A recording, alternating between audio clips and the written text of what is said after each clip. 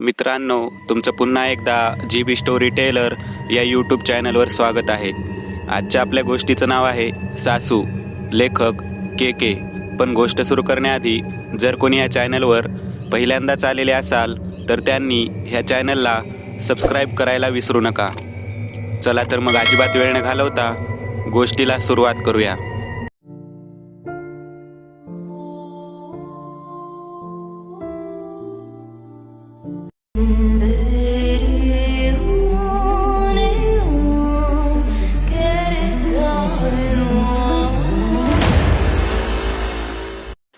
आज सुमन खुश तर होती, पण वडिलांना सोडून जात आहे या विचारातच ती थोडी दुःखी पण होती. आजच तिचं राजनशी लग्न झालं होतं. लग्न साध्या पद्धतीनं झालेलं. फक्त 4च लोक होती. सुमनचे वडील, तिची बहीण स्वाती, स्वातीचा नवरा आणि सुमनचा आत्तेभाऊ रवी. राजनला वडील नव्हते आणि आईची लग्नाला मान्यता नाही. बाकी कोणी नातेवाईक हयात नाहीत, म्हणून राजनच्या बाजूने कोणीच आलेलं नव्हतं. गावातल्याच देवीच्या देवळात लग्न आटोपलं. दुपारी 4ची एसटी पकडून आजच राजन आणि सुमनला राजनच्या घरी पोहोचायचं होतं, कारण राजनला सुट्टी मिळणार नव्हती. तू काळजी करू नकोस, आई जेवढी रागीट आहे तेवढीच ती प्रेमळ आहे, राजन सुमनला समजावत म्हणाला. एसटी गावातून निघाली आणि 5 तासांचा प्रवास करून ती चिपळूणपासून 20 किमी असलेल्या पालघर गावाच्या बाहेर असलेल्या एका मोठ्या आणि जुनाट अशा वाड्यासमोर उतरले. अंधार पडला होता आणि वाड्यातले लाईट पण बंद होते. आई झोपली असेल, तिला लवकर झोपायची सवय आहे, त्यात इथं सारखी लाईट जाते. थांब, मी मेणबत्ती शोधतो, राजन सुमनला वाड्याच्या दारातून आत आणत म्हणाला. त्याने मोबाईलचा लाईट लावला. सुमन थोडीशी बावरलेली होती. घाईघाईत झालेलं लग्न, जरा उसण नव्हती, आणि त्यात यावेळी एवढ्या मोठ्या वाड्यात, ते पण अशा वेळी. राजन आतल्या खोलीत जाऊन मेणबत्ती घेऊन आला. त्या मेणबत्तीच्या प्रकाशात तिने वाड्याची ती खोली डोळ्याखालून घातली. चल, मी तुला आपली खोली दाखवतो, असं म्हणून ते दोघे आता वाड्याच्या पहिल्या मजल्यावर आले. ती समोरची खोली आईची आहे. दुसऱ्या मजल्यावर पण अशाच 2 खोल्या आहेत. त्यातली एक आडगळीची खोली आहे आणि दुसरी खोली बंद आहे. वरती गच्ची आहे, राजन सुमनला सांगत होता. सुमन फक्त हो एवढंच उत्तर देत होती. ते दोघे आता त्यांच्या बेडरूममध्ये आले होते. सुमनने हातातील पर्स टेबलवर ठेवली आणि पलंगावर टेकली. राजन खोलीत असलेली मेणबत्ती पेटवत होता. राजन, ए राजन, येतोस का? शेजारच्या खोलीतून आवाज आला. तो राजनच्या आईचा आवाज असावा, असा अंदाज सुमनने बांधला. आलो आई, राजन म्हणाला. मी आलोच, आई बोलावतीये, असं म्हणून राजन बेडरूममधून बाहेर गेला. सुमन पण फ्रेश होऊन आली. तिने मेणबत्तीच्या प्रकाशात घड्याळ पाहिलं. 10 वाजले होते. तिने कपडे बदलून घेतले आणि पलंगावर आडवी होणारच होती, इतक्यात बेडरूमचं दार वाजलं. सुनबाई, ए सुनबाई, येऊ का आत? एक वयस्कर आवाज सुमनच्या कानावर पडला. हो, या ना, सुमनने उत्तर दिलं.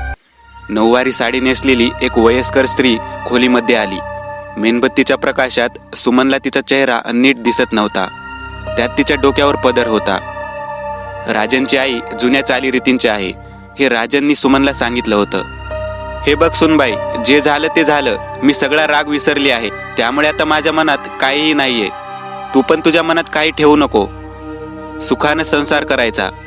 माझा राजन अगदी हिरा आहे ग पोरी. आता आराम कर, मी जाते, म्हातारी बोलली.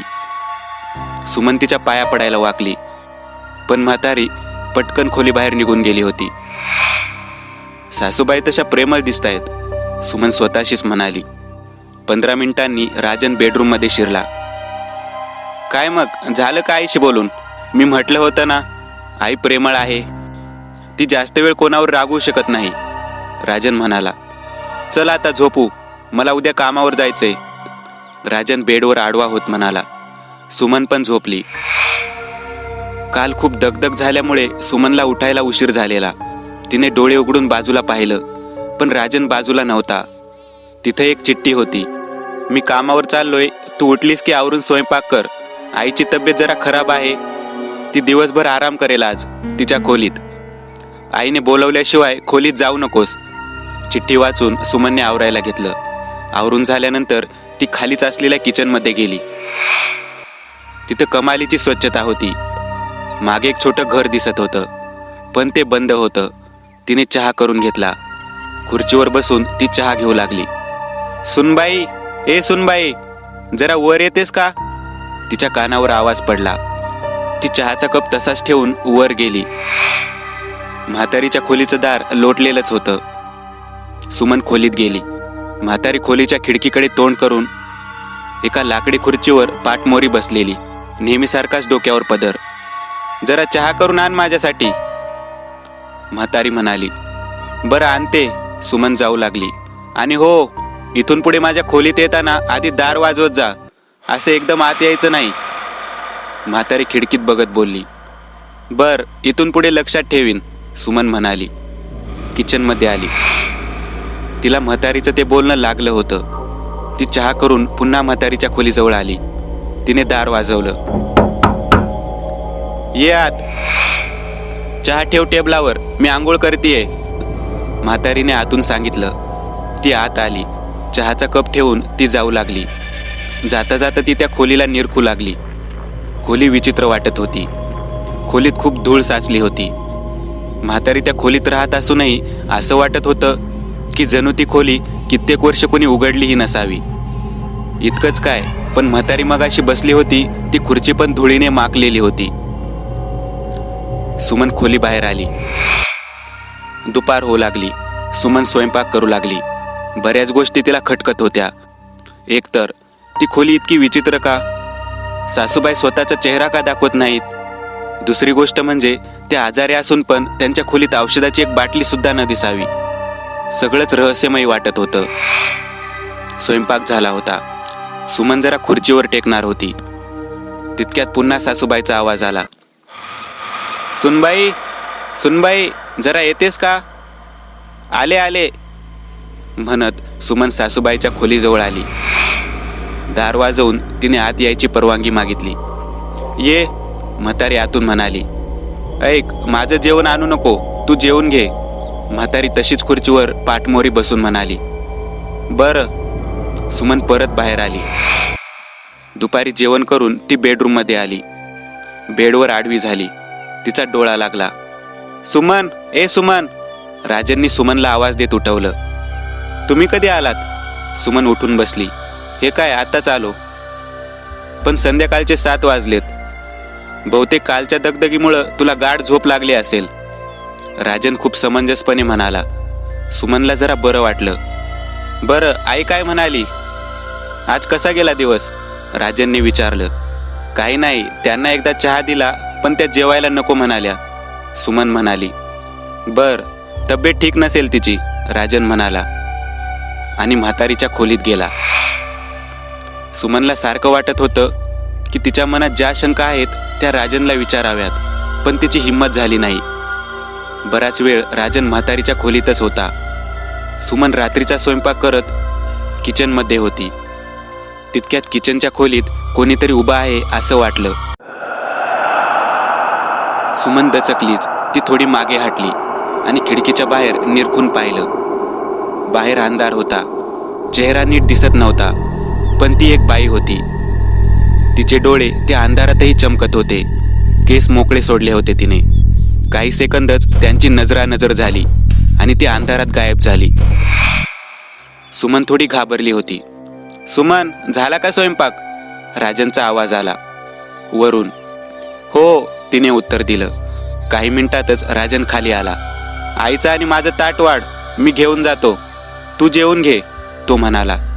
तो ताट घेऊन गेला. तो तासभर आलाच नाही. सुमन जेवून भांडी तशीच ठेवून खोलीत गेली.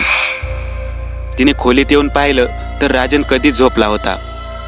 दुपारी झोप झाली होती, त्यामुळे आता तिला रात्री झोप येत नव्हती. ती थोडा वेळ तशीच राजनच्या बाजूला पडून होती. तितक्यात तिला असं जाणवू लागलं की तिच्या दाराबाहेर कोणीतरी उभं आहे. ती हळूच बेडवरून उठली आणि तिने पटकन दार उघडलं. दारासमोर कोणीच नव्हतं. तिने बाहेर डोकावलं. एक केस मोकळे सोडलेली स्त्री जिन्यावरून वरच्या मजल्याकडे जात होती. ती सासू नव्हती, कारण ती तरुण स्त्री होती. सुमन दबक्या पावलांनी तिचा पाठलाग करू लागली. ती दुसऱ्या मजल्यावर पोहोचली. सुमन तिच्या मागावर होती. ती स्त्री आता दुसऱ्या मजल्यावरच्या आडगळीच्या खोलीसमोर येऊन थांबली आणि ती त्या आडगळीच्या खोलीत शिरली. सुमन पण तिच्या मागोमाग त्या खोलीत शिरली. खोलीत अंधार होता, काहीच दिसत नव्हतं. अचानक खोलीतला दिवा चालू बंद होऊ लागला. त्या उघडझाप करणाऱ्या प्रकाशात तिने एक भयंकर दृश्य पाहिलं. खोलीच्या पंख्याला एक प्रेत लटकत होतं. ते प्रेत त्याच बाईचं होतं जी काही क्षणापूर्वी त्या खोलीत शिरली होती. सुमन किंचाळली. ते प्रेत पंख्याबरोबर गोल गोल फिरत होतं, पण त्या प्रेताचे उघडे चमकदार डोळे सुमनकडे पाहत होते आणि त्या प्रेताच्या चेहऱ्यावर एक स्मित हास्य उमटलं.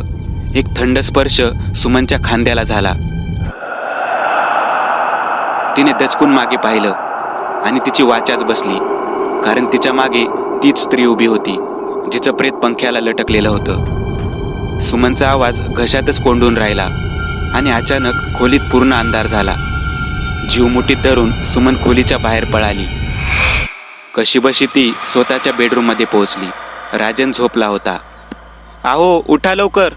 तिने राजनला उठवलं. "काय झालं आणि तू इतकी घाबरली का आहेस?" राजनने विचारलं. सुमननी घडलेला प्रकार थरथरत त्याला सांगितला. "हे कसं शक्य आहे? अगं, तुला भास झाला असेल. असं काय नाहीये या वाड्यात. तू शांत हो आणि झोप." राजन तिची समजूत काढत होता. "अहो नाही, मी झोपेत नव्हते की मला भास होईल. वरच्या आडगळीच्या खोलीत चला बरं माझ्याबरोबर." सुमन रडकुंडीला येत म्हणाली. राजन खोलीच्या बाहेरच उभा होता. तो आत गेला नव्हता. सुमन आणि तो खोलीच्या बाहेरूनच खोलीत डोकावत अंदाज घेत होते. ती आडगळीची खोली सामान्य दिसत होती. तिथे काहीच नव्हतं. "बघ, कुठे काय? तू चल, झोप शांतपणे." राजन तिला पुन्हा बेडरूममध्ये घेऊन आला. सुमन आणि राजन दोघं झोपी गेले आणि बेडरूमच्या खिडकीतून ती स्त्री आपल्या चमकदार डोळ्यांनी त्यांना पाहत होती. रात्रभर. सकाळी 8ला सुमन झोपेतून उठली. आजही कालच्या सारखीच एक चिठ्ठी बेडवर होती. त्यात कालचीच सूचना लिहिली होती. राजन कामाला गेला होता. सुमन सगळं आवरून स्वयंपाकघरात आली. काल रात्री घडलेला प्रकार तिच्या अंगावर अजूनही काटा आणत होता. त्याचबरोबर सासूबाईचं विचित्र वागणं हे देखील तिला नीट समजत नव्हतं. सुमननी चहा करून घेतला. हळूहळू दिवस पुढे जात होता, पण सासूबाईने एकदा पण आवाज दिला नव्हता. दुपारचा स्वयंपाक करून सुमन वाड्याच्या अंगणात आली. तिने वाड्याच्या अंगणातून आजूबाजूला नजर टाकली. लांब लांबपर्यंत दुसरं कुठलं घर नव्हतं. आजूबाजूला थोडा परिसर हा घनदाट झाडीने भरलेला होता आणि त्यापुढे शेत जमिनी होत्या. ती आता फिरत फिरत वाड्याच्या मागं असलेल्या त्या बंद खोलीजवळ आली. जुनाट अशी ती बंद खोली कित्येक वर्ष बंद असावी, इतकी वाईट अवस्थेत होती. दरवाजावरचं कुलूप पण गंजून गेलं होतं. सुमन खोलीच्या बंद खिडकीच्या काचेतून आत काही दिसतंय का म्हणून डोकावू लागली आणि तितक्यात खोलीच्या बंद खिडकीत आतल्या बाजूला अचानक एक बाई उभी असल्याचं तिला दिसलं. इतका वेळ त्या खोलीत कोणीच नव्हतं आणि अचानक खिडकीच्या आतल्या बाजूला उभ्या असलेल्या बाईची सावली पाहून सुमन दचकून मागे हटली. हा आपला भास तर नाही ही खात्री करायला सुमनने पुन्हा निरखून खिडकीत पाहिलं. हा आपला भास नाही, तिथं खरंच एक बाई आहे. विचित्र नजर, चेहरा नीट दिसत नव्हता, पण मोकळे केस चेहऱ्यावर आलेले. सुमनच्या अंगावर काटा आला. ती घाबरून पळत वाड्यात आली. पटकन पळत ती तिच्या बेडरूममध्ये शिरली. तिला कळत नव्हतं नक्की हे चाललंय काय. सुमन शांत झाली. काही असो, इथं नक्कीच काहीतरी भयंकर घडलंय भूतकाळात. तितक्यात तिच्या कानावर आवाज आला. "सुनबाई, ए सुनबाई." "आले आले." सुमन घाईघाईत सासूबाईच्या रूमजवळ आली. दार वाजवलं आणि आत गेली. सासूबाई नेहमीप्रमाणे खुर्चीवर, डोक्यावर पदर, चेहरा दिसत नव्हता. "मला चहा आण, मी जेवणार नाहीये." सुमन चहा घेऊन आली आणि चहा टेबलवर ठेवला. म्हातारी आता खोलीत नव्हती, पण बाथरूममध्ये नळाचा आवाज येत होता आणि म्हातारीच्या बांगड्यांचा आवाज येत होता. म्हणजे म्हातारी आंघोळ करत असणार. सुमन थोडा वेळ तिथेच थांबली. तिच्या डोक्यात विचार चालू झाले. सासूबाई अशा का विचित्र वागतायत? तितक्यात बाथरूममधून नळाचा आवाज बंद झाला. ती पटकन खोलीतून बाहेर आली. दुपार तशीच गेली. सुमनने आज चंग बांधला होता की ती आज या रहस्यावरून पडदा उघडणार. पण कसं? राजनला विचारून काही होणार नाही. तो नीट काही सांगणार नाही. तो तसाही 2 दिवसात नीट बोलला नव्हता. सारखं सासूबाईच्या रूममध्येच असायचा. मग काय करावं? संध्याकाळ झाली होती, पण राजन अजून आलेला नव्हता. घरात फोन पण नव्हता. आता अंधार पडला. रात्रीचे 8 वाजले होते आणि तितक्यात लाईट गेली. सगळीकडे अंधार झाला. सुमन मेणबत्ती पेटवून किचनमधून पहिल्या मजल्यावर आली. ती बेडरूममध्ये शिरणारच होती, तितक्यात सासूबाईच्या रूममध्ये भांड पडल्याचा आवाज आला. म्हातारी कशी असली तरी आहे सासू. उगाच अंधारात पडली वगैरे तर राजन आल्यावर खूप सुनावेल. या विचाराने सुमन मेणबत्ती घेऊन सरळ सासूबाईच्या खोलीत शिरली. दार न वाजवता म्हातारी अंधारात चाच पडत खाली पडलेलं पाण्याचं भांड शोधत होती. अंधारात एकदम मेणबत्तीचा प्रकाश म्हातारीच्या चेहऱ्यावर पडला आणि सुमनचं डोकंच सुन्न झालं. कारण ती म्हातारी म्हणजे अजून कोणी नसून राजनच होता. त्याने नऊवारी साडी नेसली होती. कपाळावर मोठं कुंकू. स्त्रियांसारखे चेहऱ्यावरचे हावभाव होते त्याच्या चेहऱ्यावर. सुमनसाठी हा आजपर्यंतचा सगळ्यात मोठा धक्का होता. राजन, तुम्ही? पण का? सुमनच्या तोंडून शब्दच फुटत नव्हते. राजन स्त्री वेशात असा उभा होता जणू काही झालंच नाहीये. एक विकृत स्मित हास्य करत त्याने सुमनच्या मागे खोलीच्या कोपऱ्यात नजर फिरवली. सुमनने तो जिथे पाहत होता तिकडे मेणबत्तीचा प्रकाश टाकला आणि तिचा घसा सुकला. एक जखड म्हातारी खोलीच्या कोपऱ्यात उभी होती. पूर्ण पांढरी पडलेली, सुरकुतलेली त्वचा, डोळे खोल गेलेले होते. नऊवारी साडी नेसलेली, पांढरे केस मोकळे सोडलेले. तिच्या चेहऱ्यावर पण एक विकृत हास्य होतं. सुमनची दातखिळी बसली. पाय लटलट कापत होते. ती जीव वाचवत खोलीतून बाहेर पडली. पळत पळत मेणबत्ती खाली पडली. अंधारात ती अंदाजे दुसऱ्या मजल्यावर पळत आली. तिच्या मागे कोणीतरी येत होतं हे तिला जाणवलं. तो राजन होता. ती अंधाराला आता सरावली होती. ती पळत पळत दुसऱ्या मजल्यावरच्या त्या आडगळीच्या खोलीत पोहोचली आणि आतून दरवाजा बंद करून घेतला. ती भिंतीला टेकून बसली. तिचं हृदय जोरजोरात धडधडत होतं. तोच खोलीचा दिवा चालू बंद होऊ लागला. त्या उघडझाप करणाऱ्या प्रकाशात तिने बाजूला पाहिलं आणि तिच्या अंगावर काटाच आला. तिच्या डाव्या बाजूला एक स्त्री केस मोकळे सोडून बसली होती. तिचा चेहरा केसांमागे लपला होता. त्या स्त्रीने हळूहळू तिची मान सुमनकडे फिरवली. केसांच्या मागे लपलेला तिचा अर्धवट जळालेला चेहरा पाहून सुमनच्या अंगावर शहारे आले होते. तू पण मरणार अशीच. तो आणि त्याची आई तुला पण इथंच लटकवणार, असं ओरडून सांगताना तिने तिची नजर छतावर असलेल्या पंख्यावर मारली. पंख्याला तिचंच प्रेत लटकत होतं. भीतीने पाणी झालेली सुमन ओरडली. पण का? ती काहीच उत्तर न देता तशीच बसून होती आणि तिचं अर्धवट जळालेलं प्रेत पंख्याबरोबर फिरत होतं. काही वेळ तसाच गेला. सुमनला त्या बाईने काही इजा केली नव्हती आणि सुमन चांगलीच घाबरली होती. सगळंच विचित्र होतं. तिच्या मनात प्रश्नांचा काहूर माजला होता. तितक्यात तिची नजर खोलीच्या खिडकीत गेली. खोलीची ती खिडकी उघडी होती. सुमन तडक उठली आणि खिडकीतून बाहेर पाहू लागली.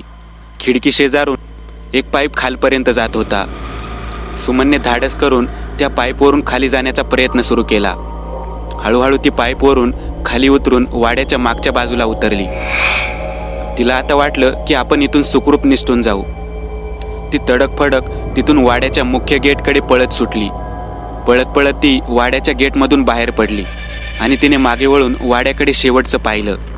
तिला जे दिसलं ते कोणाच्याही काळजाची गती थांबवणारं ठरलं असतं. वाड्याच्या अंगणात 5 ते 6 स्त्रिया केस मोकळे सोडून फिरताना दिसत होत्या.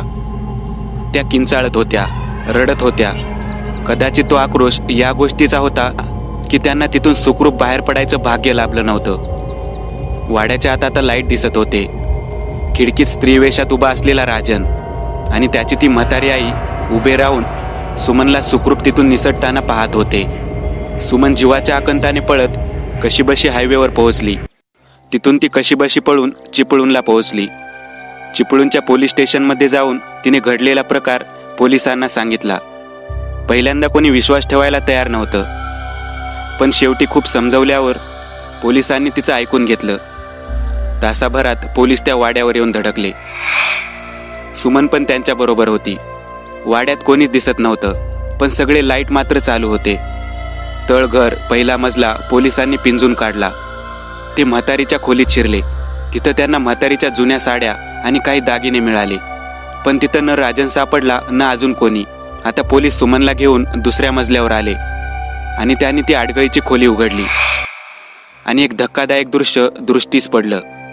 नऊवारी साडी नेसलेला राजनचं प्रेत पंख्याला लटकत होतं. भिंतीवर रक्ताने फक्त 3 शब्द लिहिले होते, बदला पूर्ण झाला. सुमन समजून गेली की हे कोणी केलं असावं. पूर्ण वाडा पिंजून काढल्यावर पोलिसांना काही फोटो सापडले. त्या फोटोत एक फोटो होता त्या म्हातारीचा. ती 10 वर्षापूर्वीच मेली होती.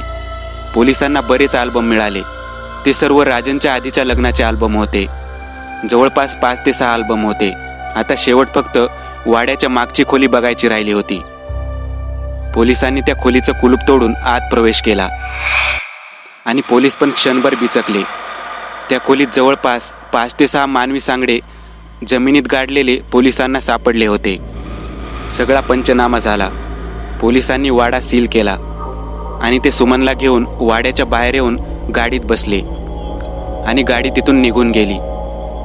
शेवटची एक नजर सुमनने वाड्याच्या पहिल्या मजल्यावरच्या खिडकीकडे फिरवली आणि तिच्या अंगाचा थरकाप उडाला. खिडकीत ती म्हातारी आणि राजन तिच्याकडे पाहत होते. सुमन सुखरूप घरी पोहोचली. नंतर पुढे तपास केल्यावर पोलिसांना धक्कादायक माहिती मिळाली. राजन आणि त्याच्या आईने हुंड्यासाठी त्याच्या पहिल्या पत्नीला जाळून मारलं होतं. त्याच घटनेत त्याच्या आईचा पण जीव गेला होता. त्या सदम्यात राजन विकृत मनोरुग्ण झाला. तो नवनवीन मुलींशी लग्न करून त्यांना वाड्यात आणायचा आणि त्यांचा बळी द्यायचा, कारण त्याची अशी धारणा होती की त्यामुळे त्याची गेलेली आई परत जिवंत होईल. राजनची पहिली पत्नी तीच होती जी सुमनला आडगळीच्या खोलीत दिसली होती. तिचा आत्मा राजनला पण दिसायचा, म्हणून तो त्या खोलीत यायचं टाळायचा. पण सुमनला जीवे मारण्यासाठी तो जेव्हा त्या खोलीत शिरला असावा तेव्हाच त्याच्या पहिल्या पत्नीने स्वतःचा प्रतिशोध पूर्ण केला. मित्रांनो, आज पुरतं एवढंच. तुम्हाला जर काही गोष्ट आवडली असेल तर नक्की लाईक करा. तुमच्यापैकी बरेचसे जण व्हिडिओ लाईक न करताच पळून जातात, पण हा जर व्हिडिओ तुम्ही लाईक केला तर मला जरा बरं वाटेल आणि असेच भारी भारी व्हिडिओ बनवायची माझ्यात एनर्जी येईल. त्यामुळे नक्की लाईक करा आणि अजूनही कोणी या चॅनलला सबस्क्राईब केलेलं नसाल तर लगेच सबस्क्राईब करून टाका आणि बाजूची घंटी ती मात्र दाबायला विसरू नका. देवाची घंटी आहे ती. चला तर मग पुन्हा भेटूया अशीच एक आगळी वेगळी गोष्ट घेऊन पुढच्या भागात.